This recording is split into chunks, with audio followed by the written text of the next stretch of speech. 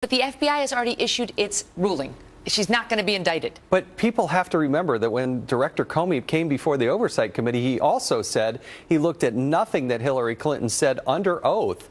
And it also looked at all the things that Congress has asked for that haven't been provided. So he wasn't looking into whether she lied to you, but you are looking into that. Yes. Julie, what say you? Well, I say, look, I understand you're exercising both your right as a congressman and your right as a partisan politician to make hay out of a political issue, but you know he's going to invoke his Fifth Amendment rights. So the whole purpose of this theater is to drag him up to the Hill. We've seen it done by both parties. It's not just limited to what you're doing. Drag him up to the Hill, make him invoke his Fifth Amendment rights.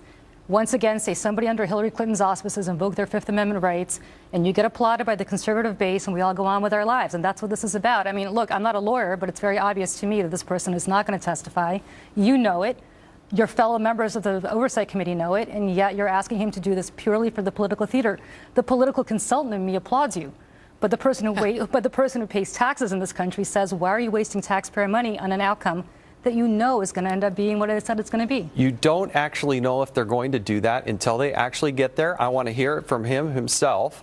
He also has immunity, so I want to look at that document. It begs the question, does he have immunity from all committees and in all circumstances? I want it. That's what I'm going to ask him. I mean, that's partly what you need to ask these witnesses. You can't just say, well, nobody's going to want to talk to us because it's going to be inconvenient, and just let it go. If you get into that game of just saying, hey, you can just blow off the Congress, you don't need to show up, nobody's going to show up.